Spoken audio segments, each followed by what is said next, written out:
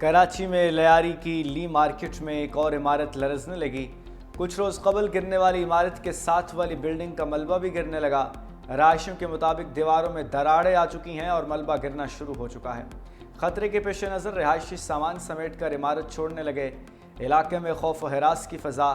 Karachi south zone میں خستہ حال اور ناقابل رہائش عمارتوں کو گرانے کا عمل جاری۔ لیاری میں گرنے والی عمارت کے ساتھ والی بلڈنگ کو بھی گرایا جا رہا ہے۔ ابتدائی تخمینے کے مطابق مخدوش عمارتوں میں 450 افراد مقیم ہیں۔ ضلع انتظامیہ کی مدد سے اب تک 6 عمارتوں کی توڑ پھوڑ شروع کی جا چکی ہے، جبکہ 10 سے زائد عمارتوں کو خالی کرا لیا گیا۔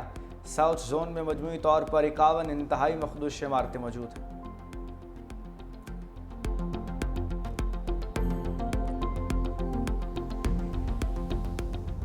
گھر میں 740 ایسی عمارتیں ہیں جن کو ہائی الرٹ میں لیا گیا۔ ان میں سے 51 ایسی عمارتیں ہیں جو کہ بہت ہی سنگین صورتحال ہے۔ اس میں سے جو 11 کوئی عمارتیں وہ خالی کروا لی گئی ہیں۔ اب اس میں ہر شخص کو حکومت جگہ فراہم کرے۔ میں نے کہا جیسا 740 عمارتیں ہیں تو 740 عمارتوں میں سے چیف منسٹر صاحب نے یہ فیصلہ کیا ہے کہ جو چند جگہیں اویلیبل ہیں حکومت کے پاس، ان میں سے جو ضرورت مند ہوں گے، ہم سمجھتے ہیں کہ جن کے پاس کوئی اور شیلٹر نہیں ہے، تو گورنمنٹ کنسیڈر کریے کہ ان کو کوئی نہ کوئی آلٹرنیٹ فراہم کیا جائے۔ کراچی میں 51 مخدوش عمارتوں میں 11 کو خالی کرا لیا گیا۔ سینئر وزیر شرجیل میمن کہتے ہیں کہ تمام مکینوں کو رہائش دینا ممکن نہیں، کچھ خاندانوں کو عارضی رہائش دے سکتے ہیں۔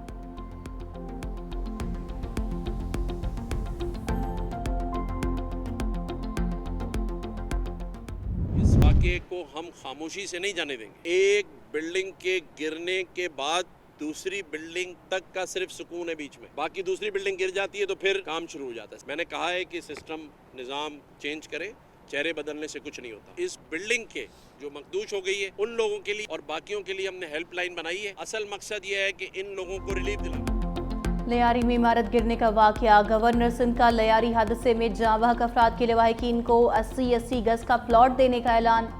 گورنر کامران تھیسوری کا سندھ حکومت سے گھر خالی کرانے والوں کو 6 ماہ کا کرایہ ایڈوانس دینے کا مطالبہ۔ کراچی میں میڈیا سے گفتگو میں بولے، ڈی جی ایس پی سی اے کو برطرف کرنا اچھا اقدام ہے، لیکن سندھ بلڈنگ کنٹرول اتھارٹی کے سربراہ کا چہرہ بدلنے سے کچھ نہیں ہوگا، نظام بدلنے کی ضرورت ہے۔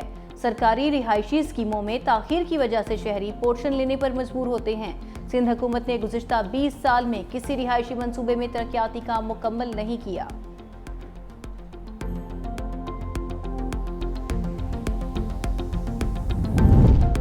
کراچی میں مخدوش عمارتیں خالی کرانے پر شہریوں کا شکوہ۔ کہتے ہیں کہ متبادل رہائش کا کوئی بندوبست نہیں کیا گیا، سر سے چھت گئی اور تحفظ کا احساس بھی چھن گیا۔ شہریوں کا متبادل رہائش کے بندوبست کا مطالبہ۔ بھارت آپریشن سندور کے دوران فوجی اہداف حاصل کرنے میں ناکام رہا۔ فیلڈ مارشل سید عاصم منیر کا نیشنل ڈیفنس یونیورسٹی اسلام آباد میں فوجی افسران سے خطاب۔ کہا، ناکامی کی غیر منطقی توجیہات پیش کرنا دراصل بھارت کی آپریشنل تیاری اور اسٹریٹجک دور اندیشی کی کمی کو ثابت کرتا ہے۔ آپریشن بنیان المرصوص کی کامیابی میں بھارت کے بیرونی حمایت جیسے الزامات غیر ذمہ دارانہ اور حقائق کے منافی ہیں۔ اس قسم کے بیانات بھارت کی آپریشن بنیان المرصوص میں پاکستان کی کامیابی کو تسلیم کرنے میں روایتی ہچکچاہٹ کی عکاسی ہے۔ فیلڈ مارشل عاصم منیر کی سرحد پار بیٹھے دشمن کو للکار۔ کہا، کسی بھی مہم جوئی کا فوری اور منہ توڑ جواب دیا جائے گا۔ پاکستان کے خود مختاری اور سالمیت کو نقصان پہنچانے کی کوشش یا اس کی خلاف ورزی کا بغیر کسی ہچکچاہٹ کے رد عمل دیں گے۔ ہماری آبادی کے مراکز، فوجی اڈوں، اقتصادی مراکز اور بندرگاہوں کو نشانہ بنانے کی کسی بھی کوشش کا شدید، گہرا، تکلیف دہ اور سوچ سے بڑھ کر زیادہ سخت جواب دیا جائے گا۔ پشاور کے کوچی بازار میں گھر میں آتی زدگی، 2 خواتین سمیت 4 افراد جاں بحق۔ آگ میں پھنسے 2 مرد اور 4 خواتین کو نکال لیا گیا۔ آگ بجھانے کے دوران 2 فائر فائٹرز کی حالت بھی غیر ہو گئی۔ ریسکیو حکام کے مطابق شارٹ سرکٹ کے باعث لگنے والی آگ پر قابو پا لیا گیا۔ جھلسنے والے 6 افراد کی حالت تشویشناک ہے، ہسپتال منتقل کر دیا۔ آگ بجھانے کے عمل میں 14 فائر وہیکلز اور 40 اہلکاروں نے حصہ لیا۔ وفاقی وزیر داخلہ محسن نقوی کی زیر صدارت کراچی زون میں ایف آئی اے کا اہم اجلاس۔ حوالہ ہنڈی مافیا کے خلاف مؤثر کریک ڈاؤن کا حکم۔ وزیر داخلہ محسن نقوی کا بھکاریوں کو بیرون ملک بھجوانے والے ایجنٹ مافیا کی سرکوبی کا حکم۔ کہا حوالہ ہنڈی میں ملوث بڑے بڑے لوگوں پر ہاتھ ڈالا جائے۔ بھکاری مافیا پاکستان کے امیج کو خراب کر رہا ہے، ایجنٹس کے خلاف بلا امتیاز ایکشن نظر آنا چاہیے۔ بیرون ملک سے ڈی پورٹ ہو کر آنے والے بھکاریوں کی گرفتاری یقینی بنانے کی ہدایت۔ جعلی ادویات کے کاروبار کرنے والوں کے خلاف بھی کریک ڈاؤن کا حکم۔ 5000 سے زائد ڈالر بیرون ملک لے کر جانے والے مسافروں کے خلاف بھی گھیرا تنگ ہوگا۔ پیپلز پارٹی کی صوبہ بچاؤ مہم پر خیبر پختونخوا حکومت اوچے اٹکندوں پر اتر آئی۔ بلاول بھٹو کی کڑی تنقید۔ پی پی ڈیرہ اسماعیل خان کے ضلعی صدر کی گرفتاری کی مذمت، فوری رہائی کا مطالبہ کیا۔ کہا پیپلز پارٹی نے سانحہ اسنوات کا مقدمہ لڑا، اسی پاداش میں ہمارے جیالوں پر زمین تنگ کی جا رہی ہے۔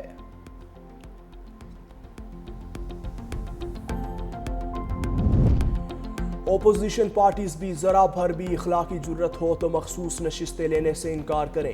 بیرسٹر سیف کی مخصوص نشستوں سے متعلق بیان۔ کہا مخصوص نشستیں صرف پی ٹی آئی کا حق ہیں جنہیں عدالتی فیصلے نے نیلامی پر لگا دیا۔ جعلی حکومت نے پی ٹی آئی کے خاتمے کے لیے ہر حربہ استعمال کیا مگر ناکام رہی۔ امیر حیدر خان ہوتی کا مخصوص نشستیں نہ لینے کے حوالے سے بیان خوشائند ہے۔ فضل الرحمان کو بھی امیر حیدر ہوتی کی طرح اخلاقی جرت کا مظاہرہ کرنا چاہیے۔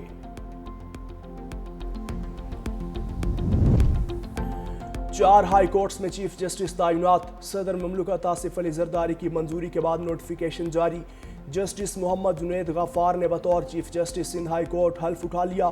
گورنر سندھ کامران خان ٹیسوری نے جسٹس محمد جنید غفار سے حلف لیا۔ جسٹس روزی خان کچھ دیر بعد بلوچستان ہائی کورٹ کے چیف جسٹس کا حلف لیں گے۔ چیف جسٹس اسلام آباد ہائی کورٹ جسٹس سرفراز ڈوگر کی تقریب حلف برداری 1:30 بجے ایوان صدر میں ہوگی۔ جسٹس ایس ایم عتیق شاہ پشاور ہائی کورٹ کے چیف جسٹس مقرر۔ پاکستان اور افغانستان نے دہشت گردی کو خطے کے امن کے لیے خطرہ قرار دے دیا۔ اسلام آباد میں دونوں ممالک کے درمیان ایڈیشنل سیکریٹری سطح کے مذاکرات۔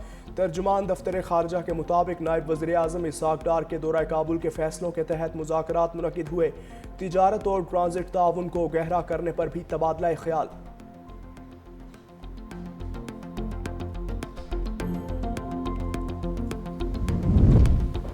افغان سرزمین دہشت گردوں کو اور بلوچ شدت پسندوں کے لیے پناہ گاہ بنی ہوئی ہے۔ سلامتی کونسل میں مستقل مندوب عاصم افتخار کا اقوام متحدہ کی جنرل اسمبلی میں افغانستان کی صورتحال پر مباحثے کے دوران خطاب۔ کہا افغانستان میں امن و استحکام پاکستان کے لیے ناگزیر ہے۔ افغان عوام 40 سال سے جنگ، مداخلت اور دہشت گردی کا شکار رہے۔ طالبان کے اقتدار میں آنے کے بعد پہلی بار افغانستان میں جنگ کا خاتمہ ہوا۔ امن کی نئی امیدیں پیدا ہوئیں لیکن چیلنجز بدستور موجود ہیں۔ پاکستان علاقائی اور عالمی سطح پر تعمیری کردار جاری رکھے گا۔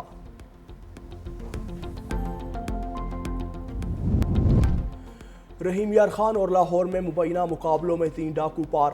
رحیم یار خان میں سی سی ڈی اور ڈاکوؤں کے درمیان فائرنگ کا تبادلہ، 2 ڈاکو مارے گئے، ہلاک ڈاکوؤں کی شناخت نہ ہو سکی۔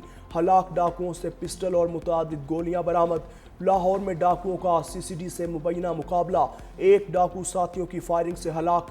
ملزم کو سی سی ڈی اہلکار ریکوری کے لیے لے جا رہے تھے۔ راستے میں موجود زیر حراست ملزم کے ساتھی پولیس پر فائرنگ کے بعد ہلاک ڈاکو کی شناخت محمد خالد کے نام سے ہوئی۔ خوزدار میں زہری کے علاقے سلمانجو میں معمولی جھگڑے پر 2 افراد کو قتل کر دیا گیا۔ جاں بحق ہونے والوں میں عبدالحی اور خیر محمد شامل۔ زخمیوں کو ٹیچنگ اسپتال خوزدار منتقل کیا گیا جہاں وہ زخموں کی تاب نہ لاتے ہوئے جان کی بازی ہار گئے۔ پولیس نے ملزمان کی تلاش شروع کر دی۔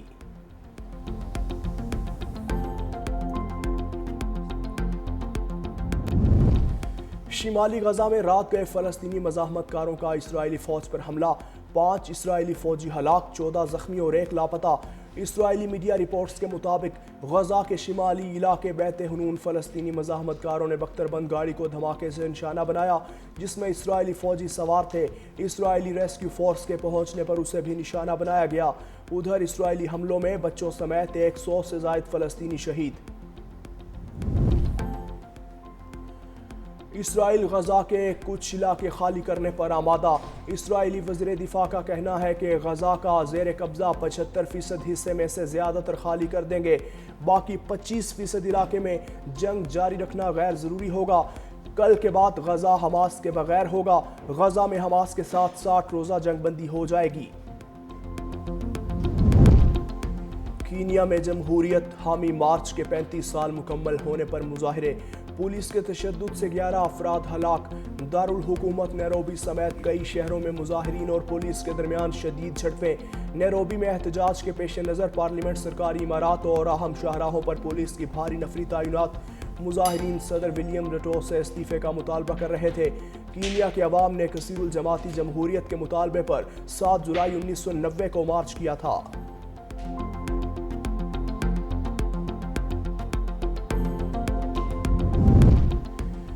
چین کے زر مبادلہ ذخائر 33 خرب 17 ارب ڈالر تک پہنچ گئے۔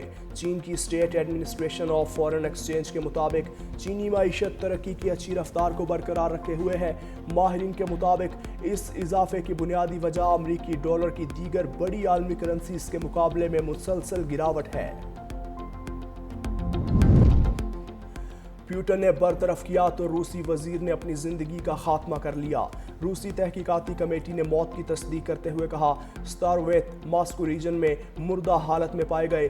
گاڑی سے برآمد ہونے والی لاش پر گولی لگنے کا زخم موجود تھا۔ موت کی اصل وجوہات کا تعین کرنے کے لیے تحقیقات جاری ہیں۔ امکان یہی ہے کہ ستارویت نے خودکشی کی ہے۔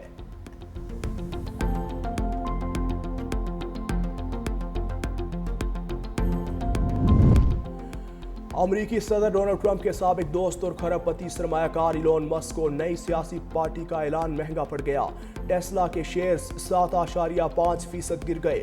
ایلون مسک کی کمپنی کو ایک ہی دن میں 76 ارب ڈالر کا بڑا جھٹکا لگ گیا۔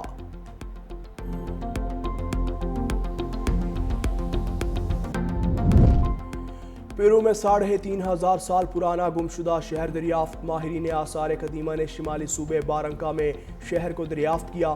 ماہرین کے مطابق شہر قدیم زمانے میں تجارتی مرکز کے طور پر استعمال ہوتا تھا۔